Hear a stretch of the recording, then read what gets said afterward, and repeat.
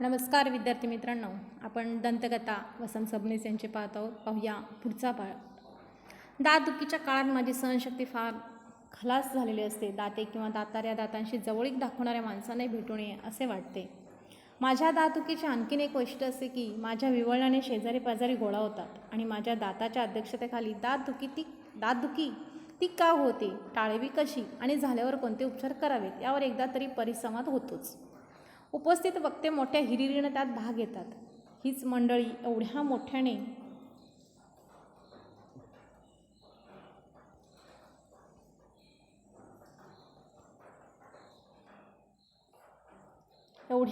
बोलतात की माझे विवळणे त्यात बुडून जाते. माझा अनुभव असा की दातदुखीवरील चर्चेने दातदुखी मुळीच कमी होत नाही. दातदुखीवरील खूप उपचार मला पाठ झाले आहेत. माझा दात दुखू लागला की मी बायकोला त्यातले काही उपचार करायला सांगतो आणि तेही आपले काही उपचार करते. असे मिळून 20-25 प्रकारच्या औषधं बोळे माझ्या दातामागे लागतात. 4 दिवसांनी दात दुखायचा थांबतो. कशामुळे थांबला याचा शोध करायच्या मी भानगडीत पडत नाही. दात दुखणे थांबल्याचे कळल्याबरोबर परिसंवादातील सगळे वक्ते आपलाच उपचार लागू पडला की नाही याची खात्री करून घेण्यासाठी येतात. मी कुणाचेही मन दुखवत नाही. प्रत्येकाला त्याने सुचवलेल्या उपायानेच गुण आल्याची कबुली देऊन मोकळा होतो.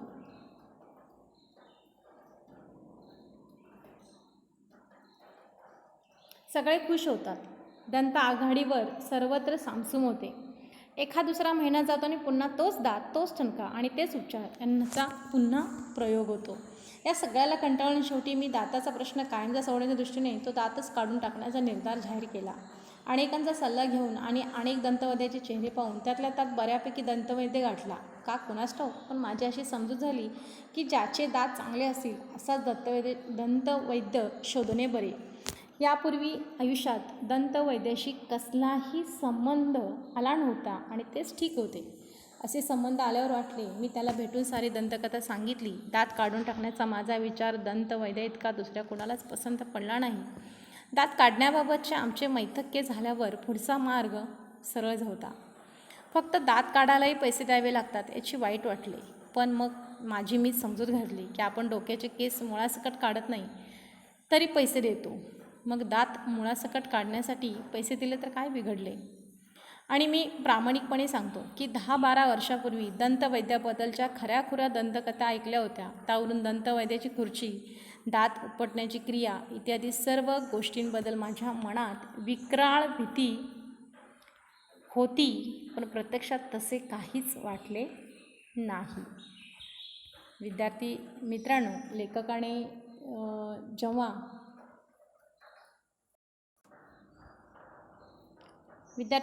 जेव्हा लेखकाचे दात दुखत होते तेव्हा लेखकाचं नक्कीच आजूबाजूची लोक जमा होत होती, कारण लेखकाचे विवळण आणि ओरडणंच खूप मोठं होतं. आणि नक्कीच एवढ्या वयस्कर माणूस असेल किंवा थोडी मोठी माणसं घरात विवळायला लागलीत किंवा मोठमोठ्याने ओरडायला लागलीत की काहीतरी खूप मोठं संकट आल्याचा सगळ्यांनाच भास होतो आणि खरं वाटतं ते. त्यामुळे लोक सगळी सांत्वनासाठी किंवा मदतीसाठी धावत असतात. अगदी त्याच पद्धतीने लेखकाचे दात दुखायला लागले की लेखक खूप मोठ्याने ओरडायचा आणि सगळेजण जमा व्हायचे आणि दातदुखीबद्दल त्यांच्यामध्ये खूप संवाद व्हायचे. प्रत्येकजण आपापल्या परीनं दातासाठी उपचार करायला लागायचे की मग कोणी लवंग ठेवणं, कोणी कापूर ठेवणं किंवा कोणी थंड बर्फसुद्धा ठेवू शकतं किंवा कुठल्याही डॉक्टरचा, ज्यांना जे डॉक्टर भेटले होते किंवा माहिती आहेत दंतवैद्यापैकी त्या डॉक्टरांचा सल्ला देणं किंवा दाताबद्दल आणखीन काय काळजी असतील, औषधं असतील त्याचा सल्ला देणं, हे सगळं मदतीपोटी किंवा आपलेपणापोटी करत राहतात. आणि मग लेखक पण काय करतो, त्यातील मग काही पटणाऱ्या गोष्टी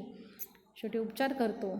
आणि मग ते बोळे म्हणजे कापसात ते काही कापराचं पाणी करून पण कापूस ठेवला जातो किंवा डेटॉलमध्ये बुडवूनसुद्धा कापूस ठेवला जातो. म्हणजे किंवा नुसता ओन्ली कापूस जरी दाताखाली सपोर्टिंगला ठेवला तरीसुद्धा दात दुखायचं कमी येतो असं म्हणतात.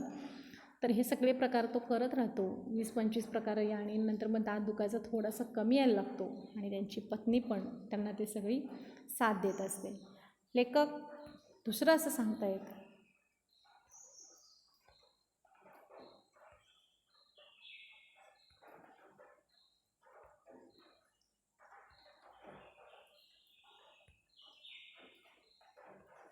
शेवटी दात दुखायला लागला, सगळे उपचार करून झाले, वारंवार त्याच वेदना सहन करण्याच्या वाठेण्याच झाल्यात. त्यावेळी मात्र लेखक एक मनाशी ठाम ठरवतो की आपण एका दाताच्या डॉक्टरकडे जायचं आणि दात संपूर्णपणे मुळासकट काढून टाकायचा. आणि त्यावेळी मग मात्र ते दंतवैद्य शोधायला लागतात. नक्कीच आता जर मोठं काही आपला शरीरातला एखादा पार्ट काढून टाकायचं म्हटलं तर थोडासा विचार करावा लागतो की तो पार्ट काढल्यानंतर होणाऱ्या नंतरच्या वेदना असतील किंवा होणारे शरीरावरती परिणाम असतील याचा काही इफेक्ट तर होणार नाही ना, असा विचार करायला लागतात. आणि मग ते दात काढण्याच्या संबंधात त्या अनेक डॉक्टरांना भेटायचा मनोमन ठरवतात. अशा पद्धतीने सगळ्या डॉक्टरांना, दातांच्या डॉक्टरांचा सल्ला घेतात. अनेकांचे चेहरे बघून आता डॉक्टर इथे लेखक इथे थोडंसं विनोद करतात की ज्या डॉक्टरचे दात चांगले असतील, सगळे घट्ट असतील, एकही दात पडलेला नसेल किंवा त्या दाताचं दुखणं लागलेलं नसेल असा दंतवैद्य शोधून काढायचा. कारण ह्याच्या मागं जर बघितलात म्हणजे त्यांना एक लेखकाला एक समज होती की जो स्वतःच्या दाताची काळजी घेतो त्याला नक्कीच त्या दातांबद्दल अभ्यास जास्त असावा असं वाटायला लागतं. म्हणून ते दात चांगला असणाऱ्या दंतवैद्याचा शोध घेतात. आणि नक्कीच मग काय होतं, त्याचं शोधून एक डॉक्टर मिळतात. लेखक म्हणत आहेत की दात उपटण्यालासुद्धा पैसे द्यावे लागतात. हे मात्र खूप वाईट वाटतं, कारण आपला एक पार्ट असतो तो कधी न येणारा असतो. कारण लहानपणी 7 वर्षानंतरच दात पडले की एकदा किंवा दोनदा येतात. 2 वेळा दात पडून गेले की परत येत नाही, जे आपण दुधाचे दात वगैरे म्हणतो ते. आणि एकदा दात पडला की आता कृत्रिमरित्या बसवले जातात चांदीचे दात, सोन्याचे दात वगैरे वगैरे असे वेगळ्या पद्धतीचे. पण जे ओरिजिनल जे त्यांना घट्टपणा असतो किंवा ओरिजिनल जे फिलिंग असतं आपल्या चेहऱ्याच्या आतमध्ये, तोंडामध्ये, ते नकली दातांमुळे येत नाही. हे बऱ्याच जणांना तसं अनुभवायला मिळालेलं आहे. त्यामुळे म्हणतात की आपलं ओरिजिनल काहीतरी काढून टाकून द्यायचं, हे कितीतरी वाईट वाटतं. पण लेखक म्हणतात आपण केस मुळासकट काढत नाही. म्हणजे वारंवार आपण केस कापायला देतो 1-2 महिन्यानंतर, तरी आपण त्याला पैसे देतो. हा दात तर मुळासकट काढायचं आहे म्हणजे नक्कीच पैसे द्यायला काहीच हरकत नाही. आणि याच्यानंतर ते मनोमन ठरवून आपलं ते दात काढण्यासाठी जातात. पण दात काढताना ज्या काही प्रक्रिया होत असतात, नक्कीच आता तिथे गेल्यानंतर ते दातामध्ये इंजेक्शन देणं असेल, दाताला ती दात काढण्यासाठी वापरणारी तिची अवजारी असतील, त्या अवजारी बघून पण काही जणांना भीती वाटायला लागते. म्हणजे ज्यावेळी तुम्ही हॉस्पिटलाइज करता, म्हणजे कोणताही अवयवाचं ऑपरेशन असेल किंवा कोणत्याही पार्टाची दुरुस्ती असेल, त्यावेळी आपल्याला सहजगत्या आपण म्हणून जातो, अरे हात मोडला आहे ना, ठीक आहे प्लास्टर टाका. हात मोडला आहे ना, ठीक आहे आपण रॉड टाकूया किंवा ऑपरेशन करूया. पण ॲक्च्युली ते तोंडाने बोलून सहजगत्या जातो, पण ते ऑपरेशन करणं किंवा ते नवीन काहीतरी त्याची उपचार करणं त्या पार्टवरती, हे करत असताना जे हॉस्पिटलमध्ये जे काही प्रक्रिया घडत असतात त्याला मात्र ती व्यक्ती सामोरे जात असते. आणि त्या व्यक्तीलाच तिथल्या वेदना आणि ते सगळं बघून जीवन किती कठीण आहे हे त्यावेळी आपल्याला कळायला लागतं.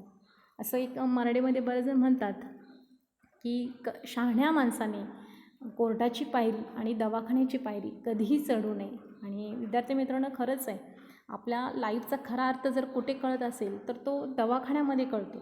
म्हणजे जीवन म्हणजे काय, जीवन म्हणजे किती सुंदर आहे आणि कशा पद्धतीने जगलं पाहिजे हे तुम्ही ज्यावेळी धडधाकट असता शरीराने, त्यावेळी तुम्हाला या लाईफचा काहीच अर्थ कळणार नाही, याची किंमत कळणार नाही.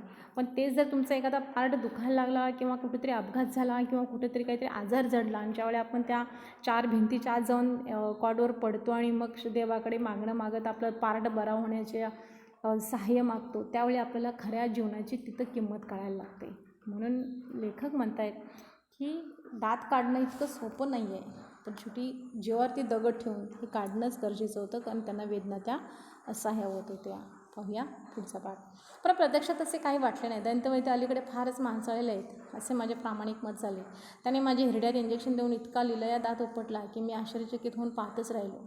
दात उपटण्याची क्रिया इतकी सोपी असेल असे वाटले नव्हते. मी आजवर शत्रूंना आणि शेजाऱ्यांना भांडण्याच्या वेळी दात उपटून हातात ठेवीन, दात घशात घालीन अशा माझ्या शक्तीच्या प्रदर्शन करणाऱ्या धमक्या दिल्या होत्या. त्यांना काहीच अर्थ नव्हता याची हळहळ दंतवैद्याच्या खुर्चीत असतानाच वाटली. दंतवैद्यांना दात दाखवला. हाच तो खलदंत ज्याने माझे बायकोपुढे असे केले, तोच हा नीच दात नतद्रष्ट. तुला हेच शासन योग आहे असं मी उरलेले दात ओठ खाऊन मनाशी म्हणालो. आता पुन्हा तो ठणका लागणार नाही. पुन्हा ते बोळे धरावे लागणार नाहीत, पुन्हा बायकोचे उपदेश ऐकावे लागणार नाही. या विचाराने मी आनंदाने बेहोश झालो. उरलेल्या दातांना धाक बसावा म्हणून तो काढलेला दात घरी नेण्याचा विचार मनात येऊन गेला. पण त्या दातांची संगतसुद्धा नको असे वाटून मी तो दंतवैद्यालाच अर्पण केला. आनंदाने घरी आलो. दारातूनच ओरडून 4-5 शेजाऱ्यांना सांगितलं की तो तुम्हाला जागवणारा दात गेला, यापुढे दंत सप्ताह नाही. म्हणजे किती आनंददायक मला की एकमेकाच्या वादावादीमध्ये सुद्धा आपण शिव्या वगैरे देत असतो. ॲक्च्युली मराठी भाषेमध्ये शिव्यांना काही अर्थ नसतो. कारण कोल्हापूर साईडला बघितलात तर प्रत्येकजण शिवी दिल्यानंतरच पुढची भाषा बोलत असतो किंवा पुढचा संवाद साधत असतो. पण त्या शिव्यांना काही अर्थ नसतो. काही आपुलकीनं देतात, काही रागाने देतात, काही मनातली चीड निर्माण करण्यासाठी देत असतात. काही ज्यावेळी मोठ्यांदा भांडण लागतं त्या भांडणामध्ये सुद्धा सरळ शाब्दिक व्यवहारांशी न बोलता ते शिव्यांना मध्ये घेऊन वाईट काहीतरी शाब्दिक कोटी करतच तो व्यवहार संवाद साधला जातो. तशा पद्धतीने लेखक म्हणतात की मी आज तागायत दात काढणं हे किती कठीण आहे किंवा दातामुळे किती वेदना होतात हे ऐकलं होतं वगैरे. पण माझा ॲक्च्युली दात काढला त्यावेळी हिरड्यात इंजेक्शन देऊन तो दात कधी उपटून काढला डॉक्टरने मला कधीच काहीच कळलं नाही. म्हणजे इतकं सोपं साधं आता आधुनिक तंत्र आलं आहे. त्यामुळं मी कधीतरी भांडणामध्ये दात उपटून घशात घालीन किंवा असे दाताबद्दलचं जर बोलले असेल, दात घशात घालीन, दात उपटून हातात ठेवीन. म्हणजे दात उपटून वेदनादायक हे क्रिया असते, पण ती मला आता माझा दात काढल्यानंतर ही क्रिया किती सोपी आहे असं मला वाटायला लागतं.